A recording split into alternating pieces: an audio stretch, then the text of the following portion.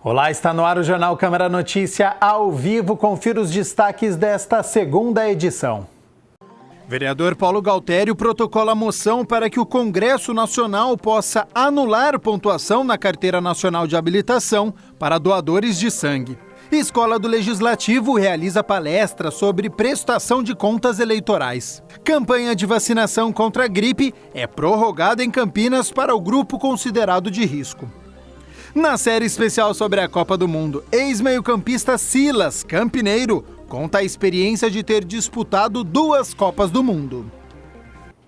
Agora há pouco, o presidente da Câmara, Rafa Zimbaldi, e mais 17 vereadores receberam o prefeito Jonas Donizete, que protocolou o projeto de lei de parcelamento, ocupação e uso do solo.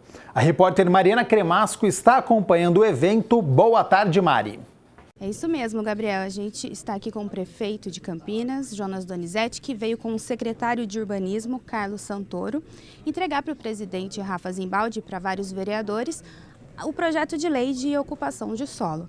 Vou perguntar, prefeito, é uma lei antiga que ela regulamenta a cidade, como organizar o trânsito e várias coisas que influenciam na vida da população. Quais são as principais mudanças que aconteceram, uma vez que a lei anterior ela é de 1988?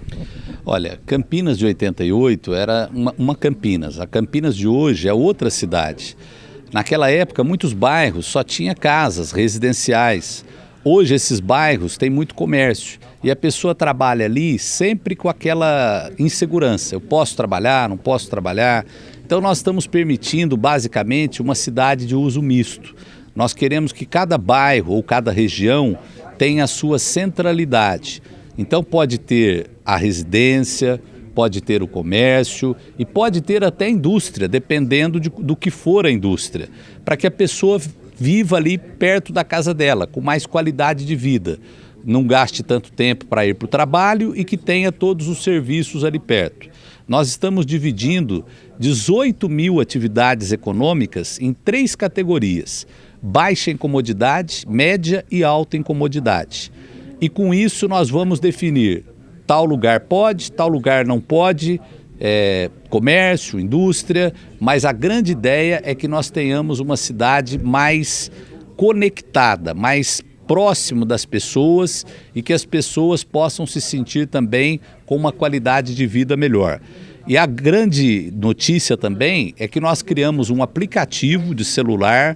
Qualquer cidadão pode saber qual vai ser hoje o seu zoneamento, qual é hoje e qual será com a nova lei e o que muda para ele. E aí nós teremos um tempo de adaptação. Um instrumento importante que nós fizemos é que quem durante 3 anos for empreender, a pessoa não vai precisar pagar a outorga.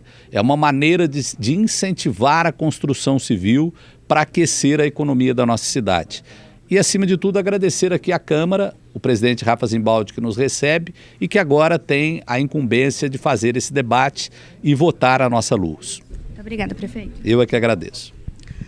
Nós vamos falar também com o presidente Rafa Zimbaldi, porque a luz ela complementa o plano diretor, que foi aprovado no final do ano passado, e agora os vereadores vão apreciar e, inclusive, podem propor emendas, não é, Rafa? Como que a Câmara vai tramitar agora esse processo? Bom, primeiro que a lei de uso e ocupação de solo é uma lei bastante importante para a cidade de Campinas, é uma continuidade do plano diretor. Esse trabalho é uma revisão da lei de zoneamento da cidade, né, inclusive diminuindo e criando novas centralidades. Então, um momento importante para a cidade. E o que nós vamos fazer é nos debruçar em cima desse projeto de lei, debater junto com a população, debater entre os vereadores e, se for necessário, propor aí melhoras nesse projeto de lei. Obrigada, Rafa. Eu que agradeço. É com você, Gabriel, e a TV Câmara vai continuar acompanhando a tramitação aí de todos os projetos, principalmente desse. Obrigado, Mari. A Prefeitura disponibilizou no portal campinas.sp.gov.br/governo/urbanismo/LPOUS um aplicativo que permite ao internauta verificar como vai ficar aí o novo zoneamento da cidade. E olha só, um sistema de navegação por satélite pode auxiliar na regularização de terras no Brasil. Confira só. Um equipamento que faz o georreferenciamento de terras urbanas e rurais, auxiliando na regularização de terras por todo o Brasil. A tecnologia, que é uma alternativa para a certificação dos imóveis, já foi testada na cidade de Tangará da Serra, no Mato Grosso, em um projeto piloto que permitiu a regularização das propriedades de 50 famílias de agricultores. O trabalho foi apresentado pelo Grupo de Governança de Terras do Instituto de Economia da Unicamp, que também contou com o cartório de registro de imóveis daquela cidade no processo. Uma metodologia de georreferenciamento mais simples do que aquela que a lei brasileira obriga a usar. Para quê? Para baratear, para simplificar. Além disso, nesse mesmo projeto, a gente teve a oportunidade, graças à nossa parceria com o Dr. Arimateia, que é do Cartório de Registro de Imóveis de Parecis, e aí com o Cartório de Registro de Imóveis de Tangará da Serra, a gente pôde, então, além de testar essa metodologia, que era o meu primeiro objetivo, a gente pôde efetivamente regularizar, né, um conjunto de imóveis rurais e urbanos. A Lei Federal 3.465 de 2017 prevê a regularização de áreas de posse mansa e pacífica que se enquadrem no escopo da usucapião. Com isso, a ideia é que o processo seja simplificado, evitando problemas jurídicos relacionados ao direito de propriedade das terras. A lei brasileira estabelece que tem que ter um erro no máximo de 50 centímetros. Então, para garantir o que essa lei estabelece, tem que usar uma estação total. Estação total já implica numa tecnologia maior, que você tem que estar conectado com o satélite, tem que estar conectado com os pontos geodésicos do Brasil. Essa outra técnica é um celular com uma antena boa ou um computadorzinho pequeno, tem uma anteninha lá, o aparelho custa muito menos e esse aparelho dá uma precisão um pouco menor, mas é suficiente para o que a gente precisa. Todos esses processos têm que ser simplificados, têm que ser barateados. Ou seja, não é aí que a gente tem que cobrar imposto. A gente não tem que cobrar imposto de registrar. A gente tem que simplificar isso daí, porque aí a gente tem condições não só de saber quem é dono, aí todo mundo que vai comprar um imóvel tem mais segurança para comprar um imóvel. Hoje é uma confusão você comprar um imóvel. Você tem que fazer levantamento, ir a não sei aonde, ver se o cara não tem dívida. Então, tudo isso dá para simplificar e dá para baratear. Então, nós estamos sempre nesse trabalho de tentar criar mecanismos onde tudo isso seja mais simples, mais barato, para fazer um bom registro e junto com isso fazer um bom cadastro. O estudo aponta também a grande variação de zoneamento urbano e de planos diretores entre os municípios, o que propicia a ocupação desordenada de terras de forma improvisada e sem harmonização.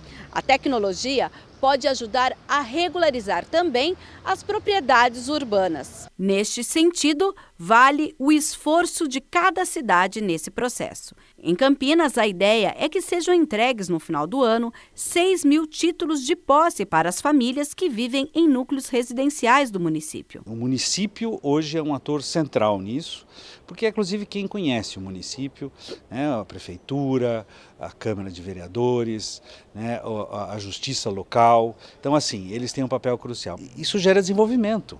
Entende? As várias facetas da governança, quer seja o registro, quer seja a titulação, quer seja uma boa cobrança de imposto, tudo isso vai gerando desenvolvimento, vai melhorando a vida das pessoas. Hora de conferir como está o trânsito em Campinas. Sexta-feira, fim de tarde, nunca é fácil sair do trabalho, encontrar aí as principais avenidas da cidade livres. Todo mundo na expectativa para saber como está o trânsito. Vamos lá, imagem neste momento, Moraes Salles com Glicério, trânsito um pouquinho mais pesado, né? Deu para a gente ver aí nas imagens o trânsito intenso na cidade de Campinas. Já estamos com a imagem aí da Senador Saraiva com a Bernardino. É o centro de Campinas, um pouco mais tranquilo a Senador Saraiva e a Bernardino. A gente deu para conferir na primeira imagem. Foi rapidinho, mas deu para ver que o trânsito está carregado sim no centro de Campinas, ali na Moraes Salles com a Glicério. A Escola do Legislativo de Campinas realizou ontem uma palestra sobre prestação de contas eleitorais. A palestrante foi Rita Gonçalves, funcionária de carreira do Tribunal Regional Eleitoral de São Paulo. Tanto nós da área do eleitoral, como o pessoal, os profissionais da contabilidade, jurídico, representantes partidários, todo mundo acaba, né, na hora da eleição, acaba barrando na prestação de contas. E aí fica aqueles conceitos temíveis, né? E como é que eu aprendo isso, né? Que matéria é essa que traz para a gente, né, tantos conceitos e que mudam o tempo todo? A palestra foi voltada principalmente para assessores de candidatos políticos, membros dos tribunais regionais eleitorais e também advogados que trabalham na área eleitoral. Um dos principais pontos abordados por Rita foi sobre a internet e como os temas são tratados na rede. Na era da internet agora, o que a gente mais vê são pessoas especialistas em direito eleitoral, pessoas que se dizem, né, capacitadas.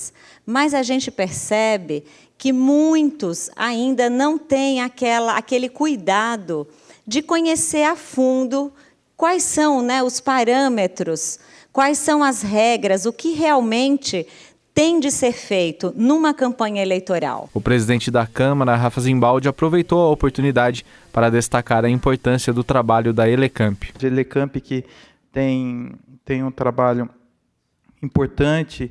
Nós fazemos várias palestras aqui, não só essa que nós vamos ter hoje, de grande importância, mas nós temos também trabalho com o Tribunal de Contas, bastante importante. A Elecamp tem a função também de aproximar o Poder Legislativo da população. Também temos um trabalho de preparação dos servidores públicos, não só do Legislativo, mas também do Executivo. O vereador Paulo Galtério quer propor ao Congresso Nacional a dedução de pontos da CNH para quem fizer doação de sangue. Por meio de uma moção de apelo, o vereador Paulo Galtério quer que o Congresso Nacional permita a substituição dos pontos da Carteira Nacional de Habilitação para doadores de sangue. Na justificativa, ele afirma que apenas 2% da população é doadora de sangue. Com a proposta, ele pretende aumentar esse número. Ele busca aumentar os estoques de sangue no país. Essa ideia que eu estou passando para o Congresso Nacional. Nós sabemos da dificuldade das pessoas em conseguir sangue no momento de um problema que a pessoa tem com um familiar. O que as pessoas fazem? Olha, pede para os parentes, para os amigos, coloca na internet que está precisando de alguém que vá doar sangue. Por esse projeto, o que eu busco nesse projeto? Eu busco que se faça possível, através de doações de sangue, a pessoa diminuir os pontos dela na CNH. A ideia seria deduzir 3 pontos da CNH a cada 6 meses, até o limite de 6 pontos por ano para quem fizer a doação. O parlamentar conta que decidiu fazer a sugestão ao Congresso porque esse é o único meio possível aos vereadores de Campinas, já que eles não podem legislar sobre o Código Brasileiro de Trânsito. Um projeto dessa natureza, para ele ter valor, tem que ser modificado o Código de Trânsito. Quem pode modificar o Código de Trânsito? Ou é o Congresso Nacional, através de lei dos senadores ou dos deputados, ou a Presidência da República, mandando o projeto de lei. Então, o que eu peço? Eu levantei a ideia, lanço a ideia para as pessoas que têm a atribuição para fazerem a ideia. Então, a moção é isso, né? É um apelo de Campinas para que alguma coisa se faça com relação às doações de sangue. Para o parlamentar, o projeto ajudaria a estimular ainda mais os doadores de sangue. Isso é uma forma do Estado premiar o ato bom do cidadão, porque o Estado nunca premia o que você faz de bem. Ele sempre premia, a regra é feita para punir o mal. Em tese, o mal seria a gente cometer uma infração de trânsito. Mas quando a gente faz um ato bom, que é doar sangue, o Estado não coloca nenhuma responsabilidade nossa, nenhum benefício em favor do doador de sangue. A prorrogação da campanha de vacinação contra a gripe, o lançamento do Junho Vermelho para a doação de sangue e a campanha de diagnóstico precoce da tuberculose nas unidades prisionais são os temas do quadro Saúde e Bem-Estar de hoje.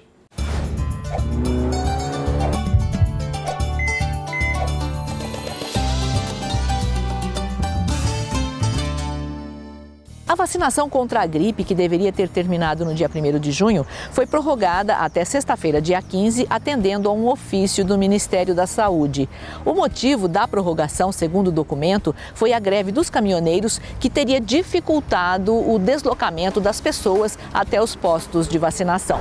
A Secretaria Municipal de Saúde informa que, a partir do dia 18, a campanha se estende às crianças de 5 a 9 anos de idade e adultos de 50 a 59 anos, conforme a disponibilidade de estoques da vacina influenza no município. Um balanço parcial divulgado pela Secretaria mostra que, desde o começo da campanha, em 23 de abril, foram aplicadas cerca de 160 mil doses da vacina contra a influenza, o que corresponde a 65% do público-alvo.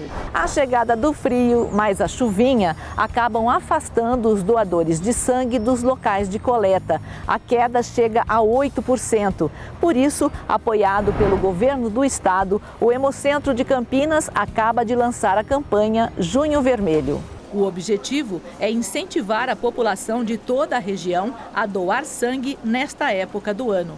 De acordo com a instituição, a situação é tão grave que, se ocorrer um acidente com várias vítimas, o atual estoque só seria suficiente para 2 dias, sendo que o ideal seriam 5 dias de consumo de derivados de sangue.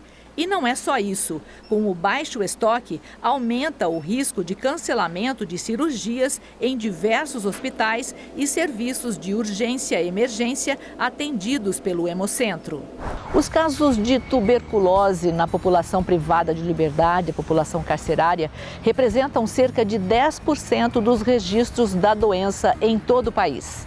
A partir desses dados, o Ministério da Saúde lançou, em parceria com o DEPEN, Departamento Penitenciário Nacional, e a Fiacruz, Fundação Oswaldo Cruz, o projeto Apoio ao Desenvolvimento de Ações em Saúde para a Comunidade Carcerária, com foco na tuberculose. As ações do projeto vão se estender por 2 anos. A estratégia terá foco na educação em saúde, com campanha produzida para toda a comunidade carcerária do país. O objetivo é ampliar o diagnóstico e tratamento precoce de todos os casos, melhorando as estratégias de controle da tuberculose no sistema prisional.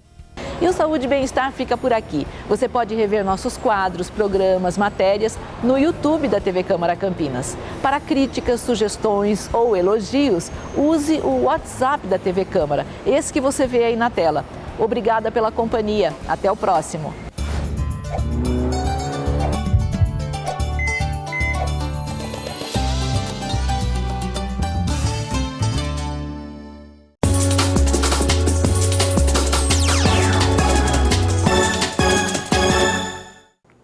Hoje é dia do 5º capítulo da nossa série de reportagens especiais sobre a Copa do Mundo. E nós vamos contar a história do campineiro Silas, que vestiu a camisa da seleção brasileira nas Copas de 1986 e 1990.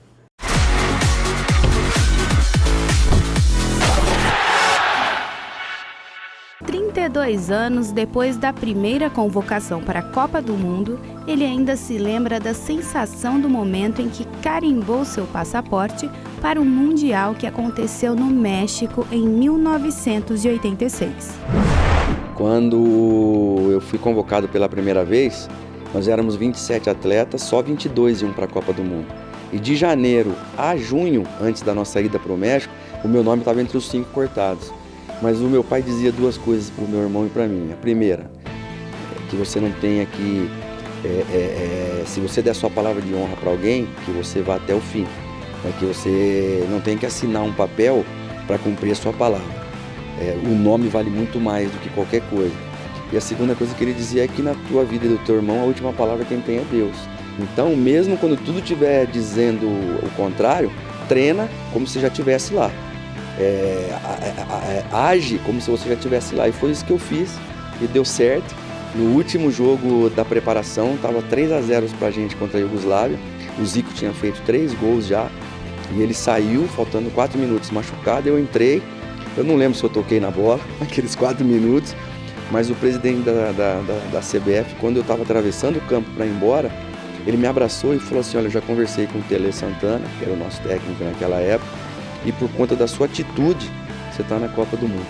Então, vale muito, né? E assim, quem estiver ouvindo, vendo a gente, faz o teu melhor e deixa depois as decisões para Deus.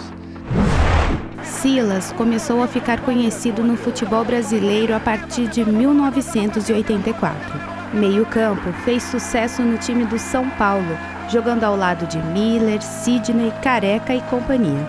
Na época, o time ganhou o apelido de Menudos do Morumbi, referência ao grupo porto-riquenho Menudos, que fazia enorme sucesso no Brasil.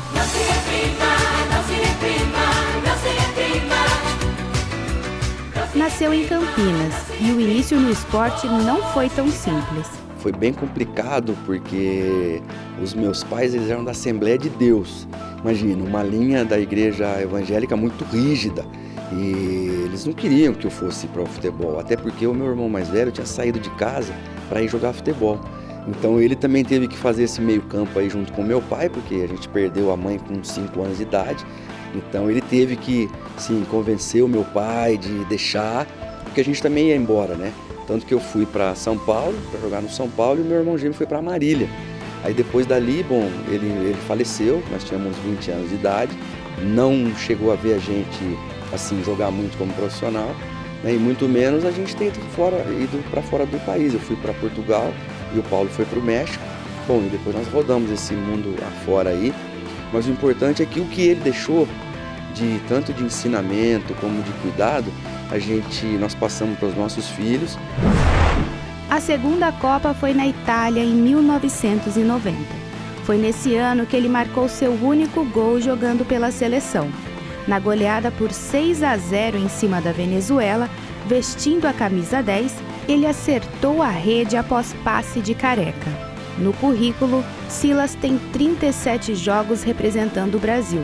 Foram 22 vitórias, 6 empates e 9 derrotas. E em cada 1 milhão de habitantes do planeta tem a possibilidade de jogar pela seleção do seu país. Quer dizer, em se tratando de Brasil, onde geograficamente é um país grande, com muita gente e muitos jogadores. O Brasil aparece jogador todo o tempo, a toda hora, em todas as cidades.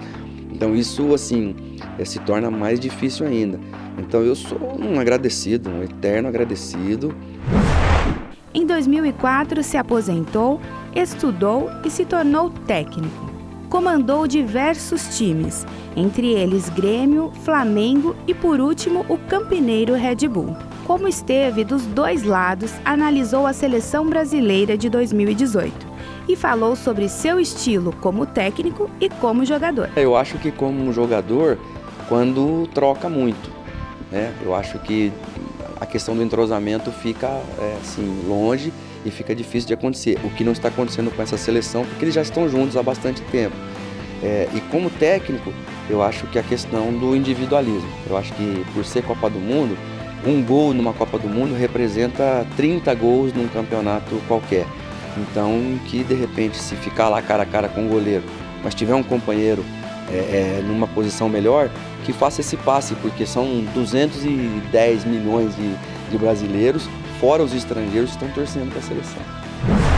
Para o craque, o time brasileiro esse ano ainda não é o favorito por falta de experiência, mas acredita que há esperança de que o tão esperado Hexa possa chegar. Eu acho que dá. Eu acho assim que está sempre entre os 5 favoritos. Mas assim, eu diria que a França leva uma pequena vantagem, depois Brasil, Alemanha, Espanha, Argentina e Portugal. Toda essa série de reportagens especiais sobre a Copa do Mundo está disponível no youtube.com/TV Câmara Campinas. Vale a pena rever a reportagem sobre o técnico Tite, que tem raízes aqui em Campinas, a exposição na Unicamp, o trabalho do fotojornalista Rodrigo Vilauba, a Copa de Sabores. Toda a equipe aqui da TV Câmara Campinas está de parabéns e semana que vem serão mais 5 reportagens, hein? Essa edição fica por aqui, ótimo fim de semana e a gente se vê na segunda-feira, 12:30 na primeira edição. Até lá, tchau, tchau!